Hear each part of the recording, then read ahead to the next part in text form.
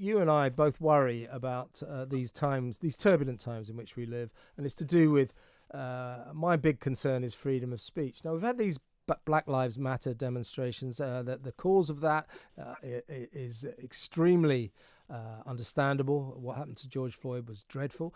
But I tweeted the other day, to give an example of what worries me about these kind of situations. I tweeted something about the massed ranks of the demonstrators who were down in Hyde Park. I wasn't in any way derogatory about them. Guy from Twitter comes back and tells me, literally orders me, I cannot call them the massed ranks of the demonstrators. I must call them anti-racism protesters. And I said, listen, mate, I don't know if you're aware of it, but you're not in charge of the language I use. I can call them the mass ranks of the demonstrators, but I think that what worries me about racism, which we all hate, which we all oppose with every fibre in our body, but it is used by people to shut down language. It's a very difficult thing, isn't it? Because, it's a very fiery and, America's on fire as a result of this. And obviously I'm not American, so I can't comment on their culture. But, the narrative concerns me a bit. Yeah, it's awful, absolutely awful what happened to George Floyd. But it's also awful what happened to David Dawn, who was shot protecting a friend's video shop, TV shop, and both were Black lives, and in my view, both of those Black lives mattered. So the narrative, I think, can be very difficult, and one wants to get behind anything that reduces prejudice in this world. But at the same time, certainly in England, if you're asking people to take a knee, it's very difficult in our culture, because the only time we really take a knee are proposing in church or before the Queen. Yeah. So you've got that still to come, haven't you, when you get knighted for your services to acting? Yeah, I can really see that happening, can't you? Yeah, you and me both. We won't be going down the palace anytime soon. But yes, racism, which we all abhor, is used undoubtedly to try to shut people down. I was called a racist because somebody put on Twitter. I'll keep talking about Twitter, but it is the forum everybody gathers around. Somebody put on Twitter, I think it was Piers Morgan actually, said, it was talking about Maddie McCann. Would we be so obsessed with this case if the girl that went missing was a little black girl? And somebody else put, good question. I put, a good question, because we all know the answer. And the answer is no, which we don't approve of. But I was called a racist for about 6 hours. It's extraordinary, isn't it? It's really awful, and then also it's worth remembering today that hundreds of thousands of soldiers landed on the beaches of Normandy 76 years ago to fight fascism, which it was a real word back then, yes, and has now turned into a casual insult. And what we want to do is try and keep words like racist and fascist and all of those, let's apply them to the things to what they genuinely mean, and not use them as casual insults. So it's a very difficult thing, because there is racism in the world and it needs to be confronted, and but also again, overreaching the use of words like racist and fascist are unhelpful to the original cause of trying to get these things out and condemn them together. Should British policemen take the knee in front of demonstrators in Hyde Park? Well, these men died on the beaches of Normandy, so people are free to do what they want. And if you want to take a knee, you can take a knee. You just won't find me doing it. And why wouldn't you do it? Because I believe that, I'm not a particularly religious man, but the times I would kneel are to propose before God or before the Queen. There's a master-servant relationship that comes with taking a knee that I'm uncomfortable with. But that's my view, and anybody else who wants to do what they want to do must feel free to do that as well. Sure. I think that there's an insincerity about a lot of these people who shout so loudly about their hatred of racism. It is a mechanism by which they signal their own virtue. Yes, well, look at Justin Trudeau taking a knee.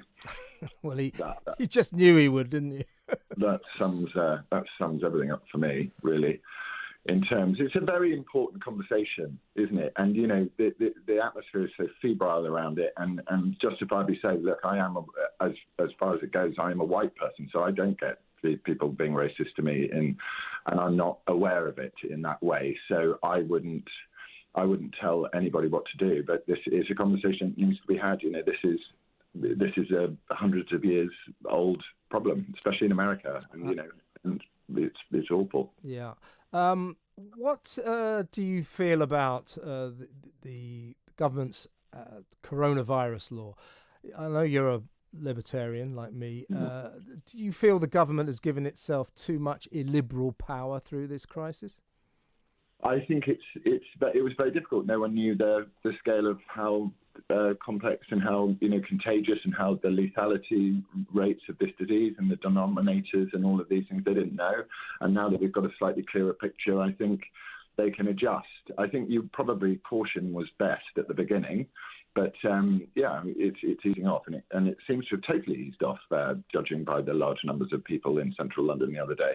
Yeah. So one has to weigh up one's right to provide for one's family against, and how much that matches up against one's right to protest the tragic death of somebody.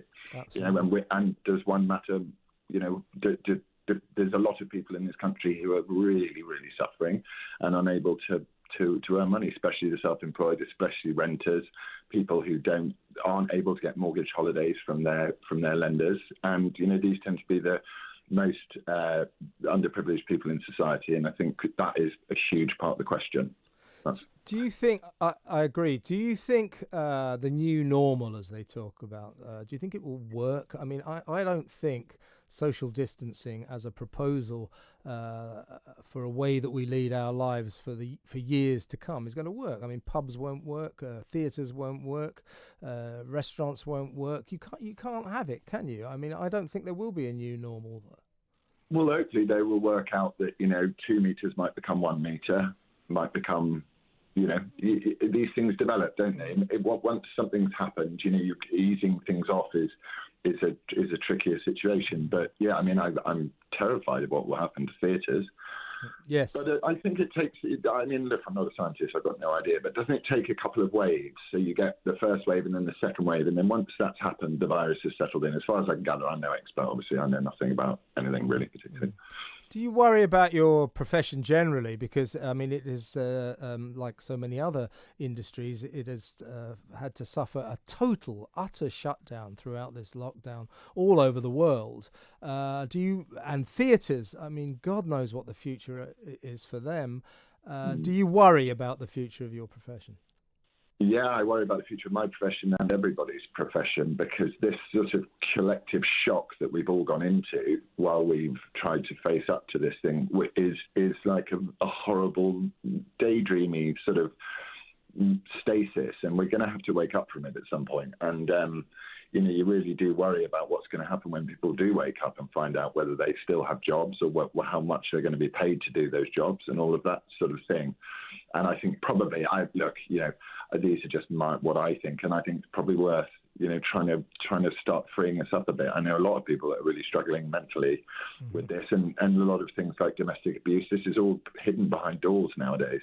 There's nothing out in the open, and the horribleness that must be going on in this isolation phase, it doesn't bear thinking about sometimes. What about you personally? What's the future hold for you? We just discussed the possibility, hopefully, of a second series of White Lines. But, you're a versatile actor. Anything else in the pipeline? And what about your music? What's the future? Yeah, I haven't had any creative thoughts musically, really. I'm running. I'm like everybody else that you see out there, running around trying to burn off this energy that's so difficult. And I'm writing as well. So I've had this story in my head for a lot of years, and I'm writing that and just trying to stay upbeat, because it's so awful not being able to go and meet a mate for lunch or anything like that. It's really, even for me, it's very lucky in my life. I find just that really hard.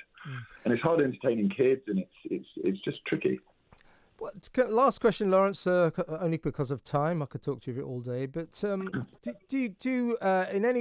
I think you're a brave guy, who stood up for what you believe, which is to say what you think. Any regrets because it's turned you into something of a social media anti-hero, but you persist. Any regrets? Well, no. I think probably I didn't realise how big the reaction would be. But I get some very supportive messages from people, and I know in my heart that I'm not in any way trying to be divisive or anything like that. So I do think there are conversations to be had. They need to be had, and the idea of freedom of speech, which these brave men and women died for, is crucial to the cornerstone and the fundamentals of a free society. So I don't regret it. I think I could probably be a little bit more measured in the way that I express myself. But I'm new to the game, Kev, isn't it? It was a bit accidental for me. Yeah. Hey, listen, mate, don't ever change. That was a great way to finish. Thanks very much, Laurence. Stay safe and see you very soon.